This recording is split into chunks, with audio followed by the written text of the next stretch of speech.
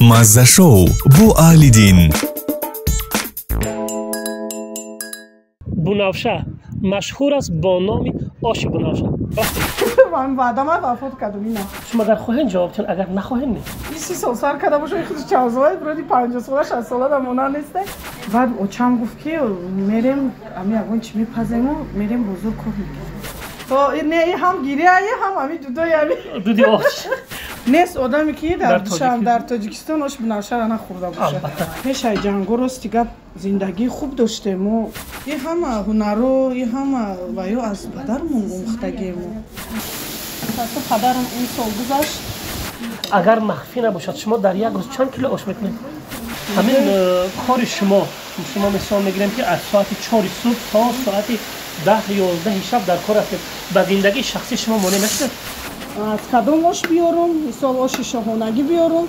این روز متین و خدمت آش پزی میگرزم میگم بیام استراحت کنه شما را بگه آش بپز. مزه شو بو آلیدین. دوستان عزیز، تماشابینان بینهایت عزیز و گرامی ما، این نوبت میخواستم میناداری خود را به هر یک شما تماشابینان بینهایت عزیز و گرامی ما برسانم، زیرا که همه آن تماشاهای شما، همه آن پادپیسکا و لایک های شما ما را دلگرم کرد که باز هم روی افیر بیاییم و موسم دوم برنامه های مزه شو با آلیدین را پیشکش شما نماییم. دوستان عزیز، 1 سال و 6 ماه رسا بود که ما با شما نبودیم، لیکن همه آن دستگیری های شما، همه آن تماشاها و همه آن لایک های شما به ما یک دلگرمی بخشید که ما موسم خود را باز بر پیشکش شما نماییم. مهمان اول موسم دوم برنامه مزه شو با آلیدین است یکی از شخصیت های معروف تاجیکستان. نه، او سراینده نیست، او اکتریس نیست و راوی نیست، او صاحب کارزن است، زنی که نامش در تمام تاجیکستان مشهوریت خود را یافته است. بغیر از تاجیکستان در فدراسیون روسیه و امارات عرب و دولت ترکیه او را میشناسند. مهمان برنامه مزه شو با آلیدین است بنفشه، مشهور است با نام آش بنفشه. رفتید بنفشه جان، ما از شما می‌نداریم که امروز بعد از 1 سال وعده کردگیتون وقتی افتادیم ما رو به دعوت کردیم به آشخانه خودتون و امروز برای ما شما چه پیشنهاد میکنید؟ الوعده و دایم گفتن اولش من بعدم وفات کردم اینا اومدم آش بنفشه آش بنفشه. خب بیا شروع میکنیم از برنامه. شما آش پختن میگن همه چی کاری که شما باید کردن ما در وقتی کار شما سوال دادن میگیریم، لیکن در وقت سوال ها میتونیم که یگان سوال هایی که پروکاسیونی میگن هم خیلی بدنش ممکنه شما اگر خواهین جواب تون اگر نخواهین نه. با فکرم تو اسپید نمیکنی. خب بیا رفتیم. برای که من تست کنم. من شما شروع کردن ندارم. ما سوالمون آماده میکنیم. انا همه تماشابینانی که ما رو میبینن تماشا میکنن شما رو میشناسن. هوایو خودرانه یک پیدایشی همین آشخانه بنفشه رو میخواهم بدونم. برای که میدونیم در چند اینترویو گفتن و چندین بارها گفتن، لیکن تاریخ پیدایش آشخانه شما رو بسیاری ها هنوز هم نمیدونن. تاریخ ما چیه؟ یک سالای همی حکایت بگم که هر وقت میگم ما مایده بودم آشخانه رو در این سال سر کردیم و فعالیت مونه یه خودش چند ساله میگم خودش چند ساله میگم این 30 سال سر کرده باشه خودش چند ساله برای 50 ساله 60 ساله دامونا نیسته. میگم خیلی که ما هم کودک بودم دورای بچگی بود. خیلی دورای بچگی ما دورای همی مشکلی بوده سالای 91 و 92 سال بود و خیلی مشکل بود. خودتون میدونه همون وقتا ما راست دیگه از ناحیه کوچیدیم به شهر اومدیم. از کدام ناحیه؟ ناحیه عبدالرحمن جرمی. پیشتره که کویبش میگفتن شو از عبدالرحمن جرمی میگن. ما از اونجا راست دیگه اومدیم کوچیدیم اومدیم در همین شهر استقامت کردیم. خیلی پیش از روزای مشکلی سالات پیش زندگی خوب بود. تا بعدی که شهر کوچیدیم اومدیم کمتر جنگ شهروندی سر شد و هم خیلی بعد مشکلی ها سر شد. خیلی او وقت مشکلی بسیار بود. سر کردیم بعد همی چند قطعی بودیم. خیلی وقت ما خورد بودم همی صرفی 3 بودم در یادم هسته می اومدیم. بعد اوچام گفت که میریم امی اون چی میپزیم و میریم بزرگ کار میکنیم سودا میکنیم. دوستان عزیز بنفشه شهر نداره پس دود برنامه ما رو کم تر نه هم گیریایی هم همی دودایی دودی آش هم دودایی اینجا معلوم میشه که آشی بناوشه به چه میگن با عرق جبین به دست میاد مشکله یو اصلا نیست کل هر کس میگه نه چی خیر سلامت باشه من کلندو خوش آمده حالا بناوشه چند کیلو آش میکنیم حاضر حاضر ما 12 کیلو آش میکنیم در همین دک حالی ما 12 کیلو آش پیشنهادی مشتریاتون میکنیم مشتریاتون میکنیم مخلصای ما بیچاره فقط در کم میبینن خلاص نه خوردگی هم باور کن نیست آدمی که در تاجیکستان آش بناوشه را نخورده باشه البته باور کن از دوران داخلی بازار با مادر سودا میکردید و در سطل ها به قولی که آشی توپا میفروختید از همان دوران کم تا قصه کنید خیمو پیش های جنگو راست دیگه زندگی خوب داشته ما بازار نمی رفتیم پدرم که کار میکرد همه کار میکرده مثال همه چی تامین بود خونه ده همه چی تامین بود نمی رفتیم بازار را ندیده بودیم راست دیگه بعد خیلی زود میگه میگن همه کار میکنی خیلی مشکلی میشه بعد میکنی بای کار میکنی او وقت من نمیفهمیدم او وقت کودکی بود جوانی بود چی بود نمیفهمیدم من حاضر که فکر میکنم مثال عقلم که بود آوایش تو کدام 30 سالش میرود بعد میبینی چی بشر میداشتی از مهنت که میکنیم مثال هنرهایی که داری چی خیلی آدم شر میدونه یکی فکر میکنم میگم چی با من خیلی فکر میکنم شاید اون زمان شما که یگان بار بازار نبودید و شاید شما کار نکردید همون بود به خاطری که شما حالا که در تمام تاجیکستان نام دارید در تمام تاجیکستان آش بناوشه رو میشناسن و میدونن و حتی بسیاری ها تعریف هم که میکنن انا به همین خاطر شاید که همین باشه بعد از اونه که شما با مادر کار کردید و مثلا میگم آشی توپا میفروختید و بعدا آش گذاشتید دیگر آغاز کار با پدر چقدر سر شد شما پدر رو به همین کار داخل کردید که در بازار بیاید و آشپزی کند و دیگر و دیگر اول خونه ده بودن خیلی وقت مو پدرم اول پدری ما کار وای میکرد همه چی من هم پدرم میپخت حتی آش توپا را که میبرید باور کنه بقدی هر زن نمیکنید خیلی گفتی خود شما که رحمتی که میبرم بقدی خودت توپا را وای کس درم خونه که میپختن و آورده در سطلو سودا میکردیم آشپز اساسی پدر بود شما سوداگر بودید این همه هنرو این همه وایو از پدرمون مختگیم انا آغاز کاری با پدر بگوییم که از ابتدا از اول ریشه همین کار پدر بود و شما با مادر در بازار همون پخته پدر رو میفروختید تمام دوستان عزیز شروع میکنیم از پخت و پز آش بناوشه آماده؟ من 2 قدم دور میستم که این آگنیا پس نه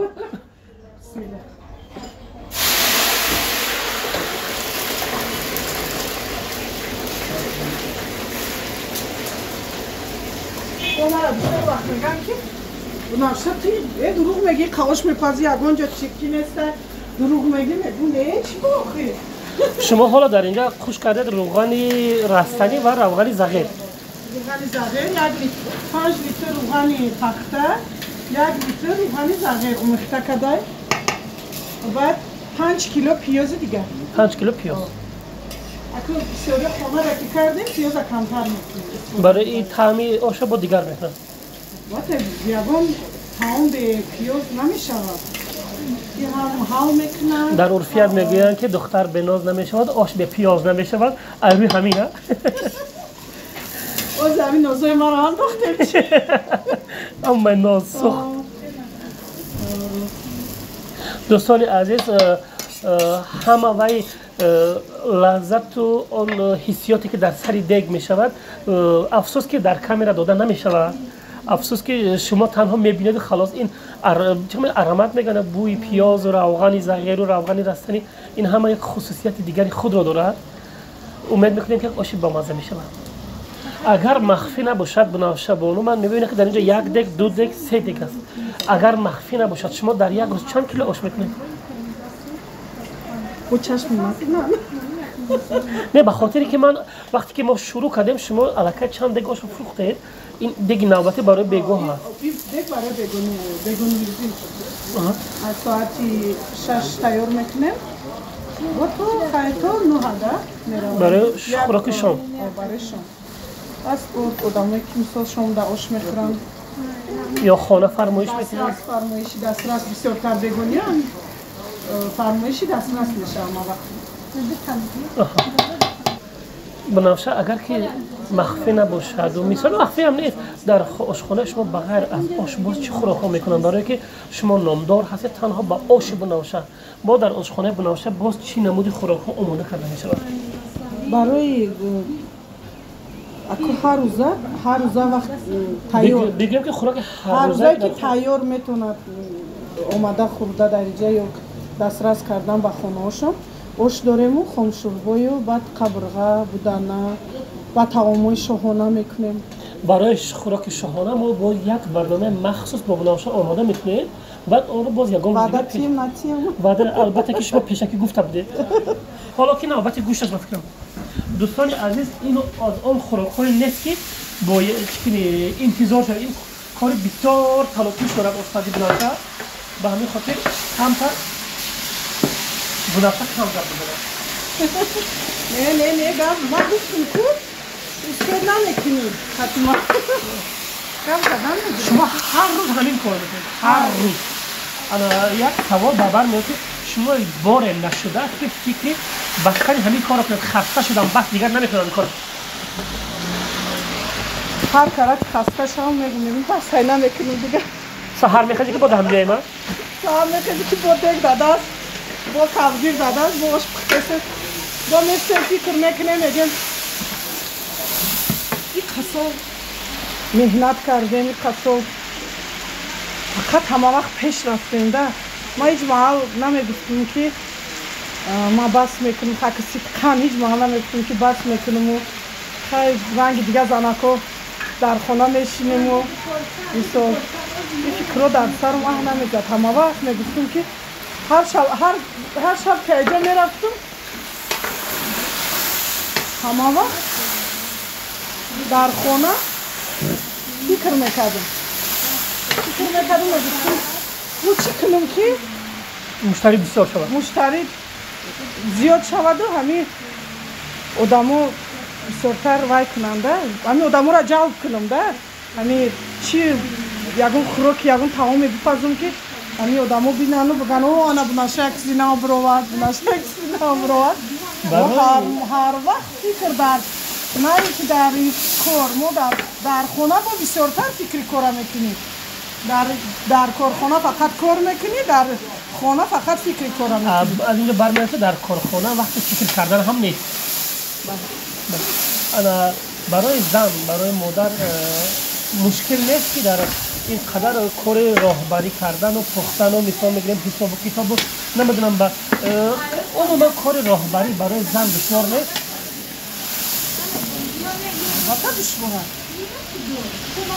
هم کاری مرد ما بسیار وقت میبیار اینجا مشتری ها میخواد اینجا ما آشخانه شده داره بسیار مشتری ها میبیار میگن شما دروغ میگن این کاری زنکو یا بیا در بسیار اینترنت ها می نویسن که آشا باید مردک پزد این کاری مردکی های دروغ های این قدر نه مشکله هم گویا که ما هم کاری مردکی میکنیم هم کاری زنکی میکنیم دوستان عزیز بار دیگر یادآور میشوم که بنفشه در شهر دوشنبه یگانه زنی صاحب کار است که آشخانه خصوصی خود را دارد یگانه زن است که اینقدر آش زیاد هیچ کسی مشتریان خود بنماید بنفشه حالا برنامه ما را بانوان خانمان خواهران و مادران زیاد تماشا میکنند و برخی از بانوان نیت کشادن کارخانه خود را دارند آشخانه خود را دارند یا نمیدونن از اون جای دوزندگی دارند با آنها چی مصلحت میدهید برای که آنها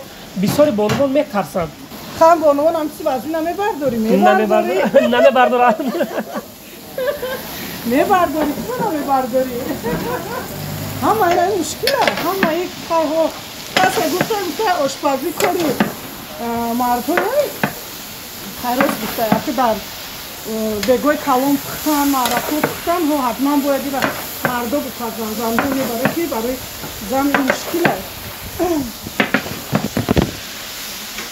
ёрдам кудитотун ҳамира шогирд мегирам ахир намака бугу биёра фаҳмиди ма бурдумаш ма бурдум айҷа як коса дадиё дӯстони азиз дар пухтупази оshi бунавша ман ҳам иштирок кардам саҳми худро гузоштам тамом бунавша ен далои аҳлидин мақсад он ки шумо ба бонувоне ки кори худро оғоз кардананд гуфтанед ки натарсанд хай битарсин амо метарсидем ба ин рӯзо мерасидем машҳур мешавем бо ошмон бо ҳунари худмон мисол барои мо ин ҷои тарс нест ҳама вақт бояд одам ба худаш як цел дошта бошад мақсаде ки ҳай мушкили бисёр меғалтаҳо пешбоӣ мехӯрӣ чихеле ки дар зиндагӣ пешбоӣ мехӯрӣ чизои бисёр ҳастанд мисол чизои мешавад мушкилиҳо меояд ҳамин кори шумо мисол мегирем ки аз соати 4 субҳ то соати 10-11 шаб дар кор ҳастед ба зиндагии шахси шумо монеъ мешавад савола намедонам паси ханда чӣ гапе ҳаст хай мешавад чӣ бояд ин агар ки ҷавоб додан нахоҳед марҳамат саволро иваз кунед метавонем ки иваз кунем барои ки рости гап ростша бугум хай инам пушти парда нест бо зане ки бо ҳамчун марду зан кор мекунад мушкилай барои зиндагии худ диққат диҳад кам диққат медиҳад бисёр барои мардум бисёр барои корш барои мардум барои ҳамин ҳунарош бисёр диққат метавад чун назар ба оилааш оила шумо чанд фарзанд доред як фарзанд шумо фарзанд ба дидори модар муҳтоҷ аст ё не албатта муҳтоҷ аст кам мебинем саҳар мехезем хоб аст мерем хоб аст хоб мерем хоб аст ховар кинем як вақто духтарча мегӯяд ча ако бо вай дар мактаби русӣ мехонад мегӯяд очаҷон пожалуйста один день только один день для меня выходной сделай мега тарас ма мега баъд дилам зид мешавад ма мегӯям ки баъд буд як фикр дар сару мезанам мегӯям ба мани ба фикру ма кам диққат метиҳем ба фарзандам ки мисол фарзандам муҳтоҷи модар шудагӣ айда баъд назар фикр мекунам баъд ягонҷо мебарам шояд дар як ҳафта як бор ва мегӯям хай бе ҳамин кӯдак фикр кунад ки модар дорам тарбияи фарзанд ба сари ки соло ба сари худам ба сари бибиаш модаре ки шуморо парвариш карду ҳоло модар ба чӣ коро машғул аст модар ҳозираш нахӯрда хоб давлати пирӣ бо набераҳо меронад бале очама гуфтум бас кунем ако ҳар чизе ҳаст шумо пир шудем қасол кор кардем монен ако мо кор кунем шумо истироҳат кунем агар махфӣ набошад бинавшахон шумо чанд акаву хоҳару апаву додару махфӣ нестай чӣ ба ма дига ота надорам не ба хотире ки бисёриҳо зиндагии шахсии худро намехоҳам бигӯям ба ҳамин хотир мепурсам ман фахр мекунам ба оила ма фахр мекунам падарам ин сол гузашт ва модарам ҳаст дар оила мо 6 фарзанд ҳастем 4 духтарему 2 писар онҳо ба чӣ кор машғуланд дар ҳамин ҷумҳуриянд ё дар хориҷ не дар ҳамин ҷо ина якташ бо худум кор дуташ бо мо кор гирифтагимшона якташ пешхизмат якташ ош мекаша ёрдам мекунам бо якта додарам дар Америка ваям касби ҳамин падара гирифтагӣ ошпазӣ вай солои ҳамин 20 сол пеш буд вай ҳаминҷа мехондад хай хонду баъд ма додарма гуфтам ки ва гуфта буд ки ман Америка мерам хонданӣ хайр равон кардем Америка 6 сол дар Амрико хонд ما فکر کردم خیلی در وی ادوکاتی خون یوریستی خون خیلی من فکر کردم گفتم خیلی یگان ادوکات میشه یگان وی میشه لیکن با همین کسب خود مناگیری آشپزی گیری در امریکا ازیر دویم رستورانی که شدگی است ولی لیکن تمامی پرسیسکی میکنه ایرانی آشی نامداری بناوشن نیست؟ نه آشی نام برای کی؟ من نام میگفتم که اگر دوستایم که در امریکا قرار دارن میتوانن به همون آشخانه بروند که نه؟ آش نیست آشی و ایه ایرانی حالا ما چکار میکنیم؟ آوا دفیش نه قبط بینه حالا نوبت چیست؟ ما گوشت بیرون کردیم سبزی داختیم نمک نمک نخود بیرون همه نوبت چیست؟ دیگه علو نمونه دیگه این بولونه که آب چه این؟ بولیون آبی خمشوربو یکی از سری اساسی بناوشه در داخل آبی عادی نمیدازد بولیون آبی که گوشت وقتی که ما گوشت از شما اهمیت دادیم ما گوشتی لحم انداختیم گوشتی لحم انداختیم بعد نپرسیدی استخوانش که جده همون استخوان‌ها رو شما جوشاندیم؟ استخوان‌ها رو ما جوشاندیم و آبی استخوانه در آش یک جا کردیم انا اول تقریبا چند دقیقه دیگه هم کلمه جوشد؟ یک 15 دقیقه بنا فرزند شما یگانه فرزند خود را آینده شو در کجا میبینید؟ حالا جواب نمیدیم اول حالا ما برنج داخل کردیم لیکن شما در سوال من جواب نگیرید شما آینده فرزند خود را در چی میبینید؟ فرزند خودم میخونیم که پیش فکر میکردم که یک 4-5 سال پیش فکر میکردم که میگفتم خیلی همین خودم نخوندم ما خلاص مکتب میانه را خوندم و مکتبی معلومات عالی ندارم معلومات عالی ندارم رحمت پدر میگم خیرت که نخوندی تو میخوندی چی میشیدی میگم نه ولی مکتب میانه خوندم میگه تو خیلی میگم من شکر میکنم میکردن خیلی پیش فکر همین 4-5 سال پیش میگفتم که خیلی خودم نخوندم فرزند ما یگان دولتی دیگه روان میکنم میخونه یگان معلومات عالی میکنم مثال یگان خونه ده وی شود به معلومات شود این عذابی که ما کشیدم نکشه دیگه میگفتم ده میخواد نه انا حاضر میخوام که فکر کردم نگاه میکنم گفتم از همه هنر خودم با فکر خودم فکر کردم گفتم از همه هنر خودم بعد یک تکی هسته یک دختر که هسته در اوله یک فرزند که هسته میخواهم که نام خود نگیره جای خود نگیره اگر فرزند نخواهد وای میخواد وای حاضر میگه که بسیار وقت خمی خیال میگم در گوشش میدارم میگم بچه جان چی میخوای میگم چی اگه خواندن میخورد چی میخورد کلان شای میخوای چی شوی و میگفت که آشپز میشم میگفت که آشپز میشم خیلی شاید روزی شود که از دست دختری بناوشه آش خوریم انشالله لیکن خودم ما خورد بودم فقط پدر مادر سوال میگفتم چی میشه کلان شای میگفتم که پیش خدا کلان شوی چی میشه دکتر میشم من میدونستم داخل میشم همین خیلی فقط در دل آرزو داشتم میگفتم لیکن آشپز شدم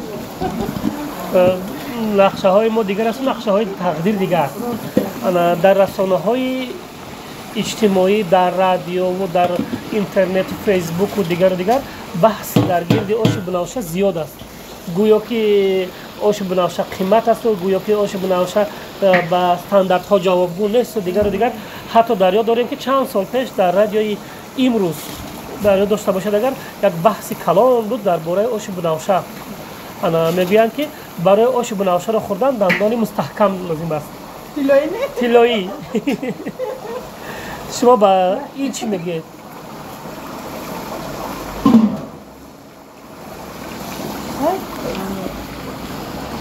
چی میگوید؟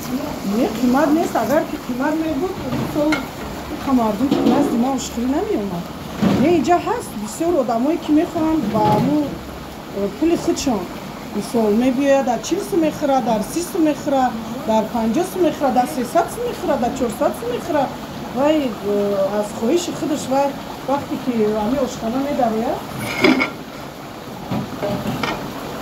мисол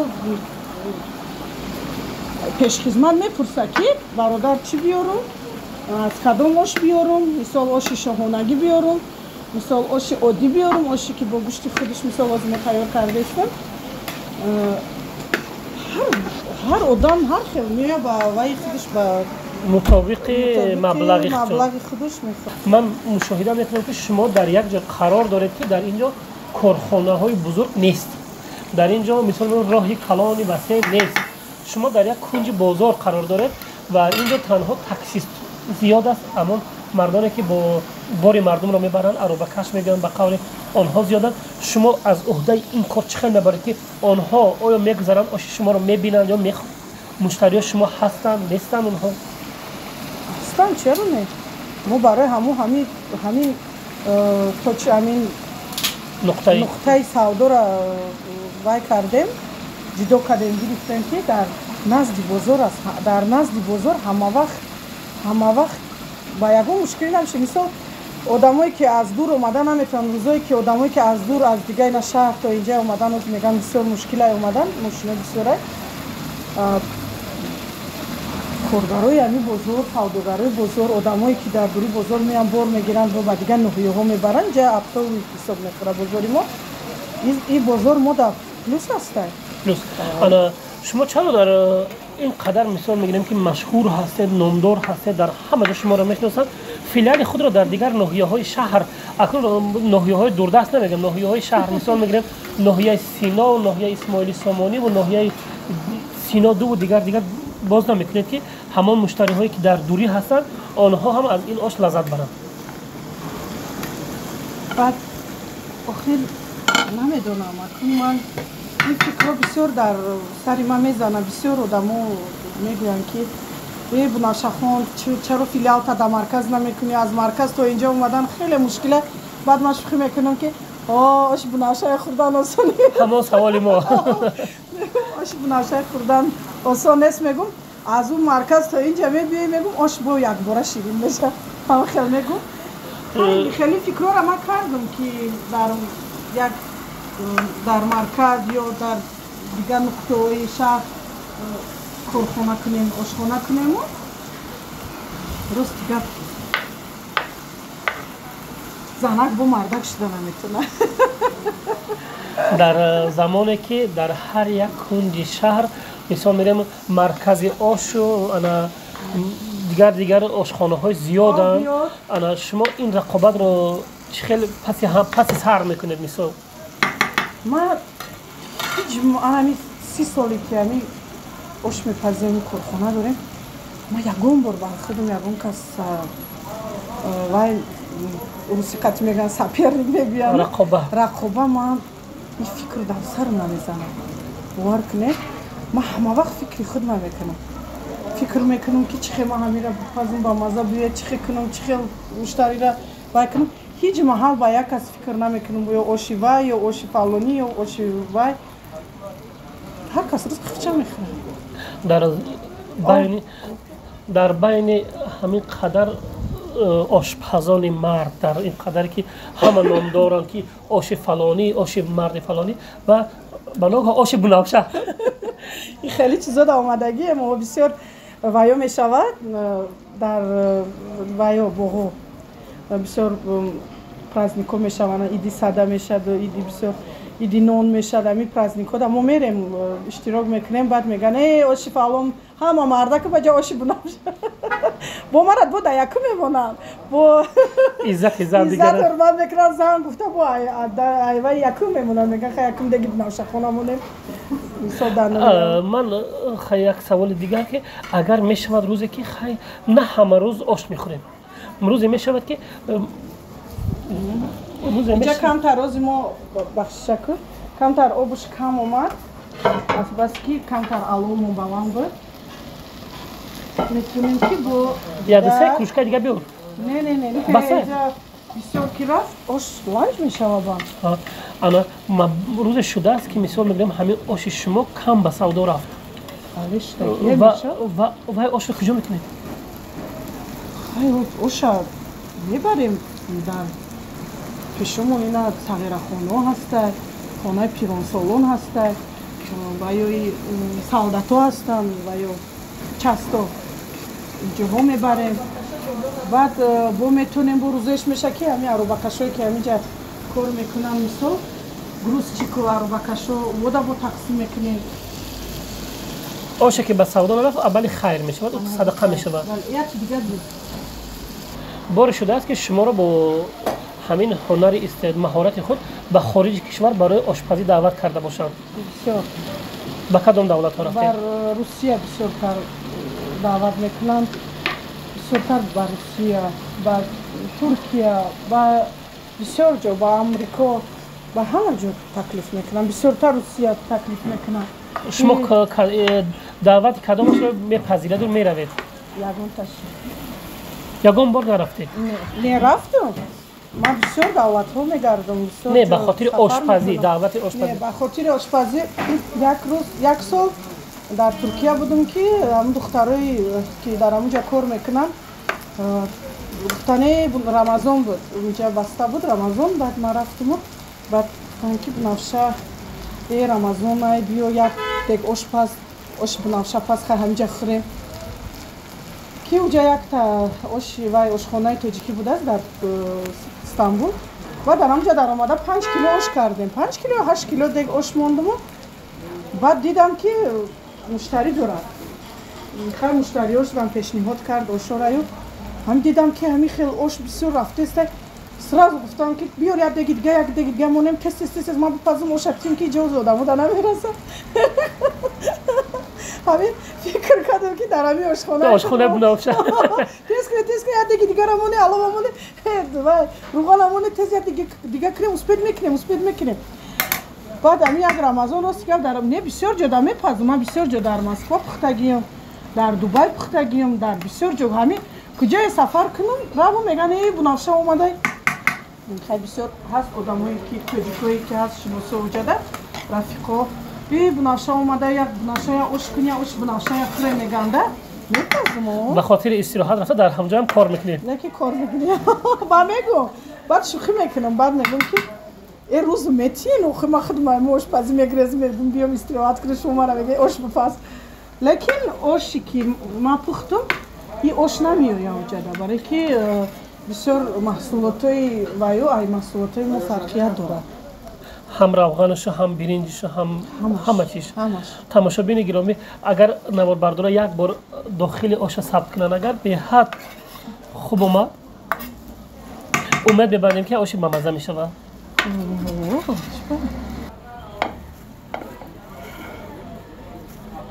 برای که لیمون باید بسیار نیسته آش لیمون چسناک برای که سیاه میکنه؟ نه توش سیاه نمیکنه آش لانج میکنه همین فراموش نکنه کدبونو اگر وقتی که خونه در آش پخته همه وقت لیمون چسناک خیلی میتونه در زیربک آش پزین و گیرین لیمون 5 منوت پیش از کشیدن چسناک قطی لیمون میمونه و بالاش هم میپوشونیم 15-20 دقیقه میشویم بعد آش هم میتونه که باید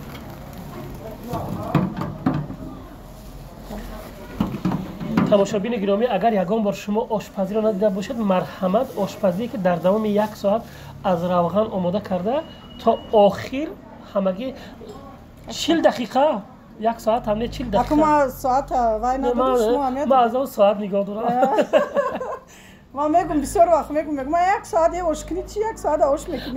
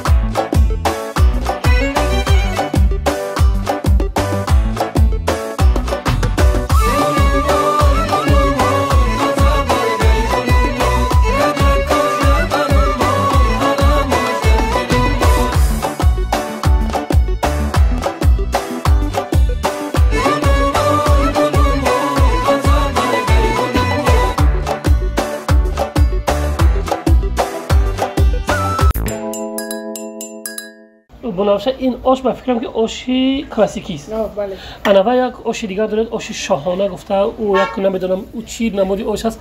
پیش میگفتن که همین بودانه را پادشاه میخوردی. خوراک شاهان.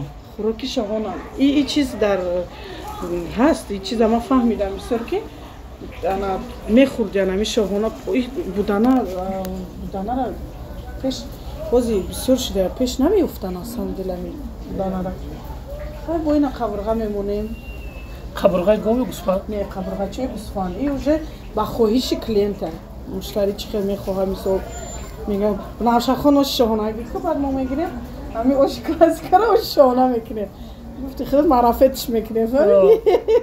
برای یک رنگ و نموی دیگر گرفتنش در روغن آش با ترم. این با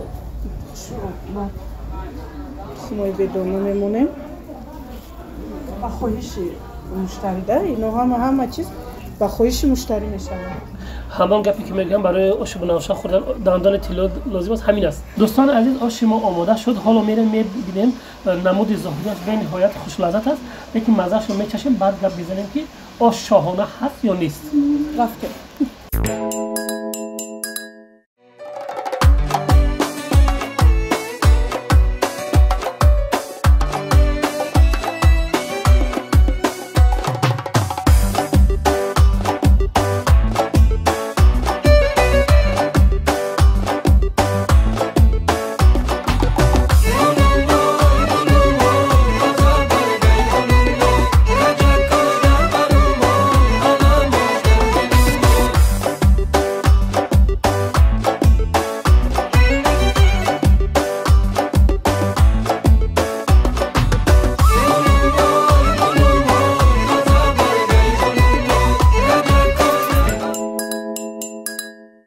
دوستان عزیز شما گمان مبرید که ما از آشخانه بیرون رفتیم یا در خانه دیگر کس قرار داریم. حالا هم ما در آشخانه بنفشه قرار داریم. اینجا نام دارد اتاق شاهانه. آش شاهانه، اتاق شاهانه و شوخی میکنیم. مشتریان میتوانند اینجا میتوانند که مشتریان در اینجا برای اویلوی است. انا دوستان عزیز چیزی که به شما گفتیم رنگ و نمود آش به نهایت زیباست، دلکشش یک طعم به همتا دارد. بنابراین حالا چی میگن مومنت است نمیگن که حالت چیست؟ شما با هم میتین. بسم الله الرحمن الرحیم. بسم الله الرحمن الرحیم.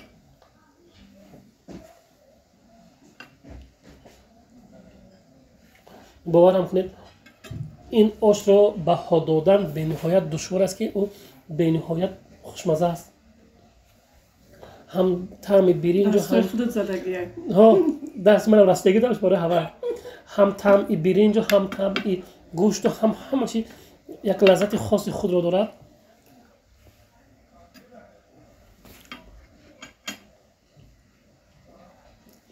بنابراین برای شما ما میخوریم برای شما برای کارخواهانیم برای شما پیشروی‌خواهانیم و برای آنهایی که جای فعالیت بنفشه‌بانی رو نمیدونن بازار دهقان گیپرزیم طرف راست و طرف دانشگاه گیپرزیم دلیا میگوین زمین سازی میگردن همه را پرسید آش بنفشه رو به شما نشان میدهند. بنفشه خان آش به نهایت با مزه خوش لذت است. آش بهترین. بنفشه جان ما را این لحظه تماشابینان به نهایت زیاد از همه دولت‌های دنیا می‌بینند، از به خصوص آن جوانانی که در فدراسیون روسیه هستند و اون بانوانی که در فدراسیون روسیه هستند در دیگر دولت‌ها هستند ما را تماشا می‌کنند. به همه تماشابینان ما شما چی گفتنی ها دارید؟ خب اونهایی که از دولت ما بیرون از دولت مهاجرن اول سلامتی آنها رو خواهیم همه وقت با آنها کشایش کار در زندگی پربرکت و میخواهیم که آنها برگردن به وطنهای خود سربلند باشند و ما آنها رو انتظار هستیم. مرحمت به آشخانه ما با برنامه اهل دین. سلامت باشید تماشابینان عزیز. شما برنامه ما را اگر کسی که میبیند ما با بنفشه تصمیم گرفتیم که یک چند برنامه دیگر آماده کنیم اگر چه سوال و پیشنهادی که داشته باشید زیر همین برنامه در کامنت‌ها بنویسید. لایک گذاشتن را فراموش نکنید و به صفحه ما پیوست شوید. سلامت باشید. مزه شو با علیدین.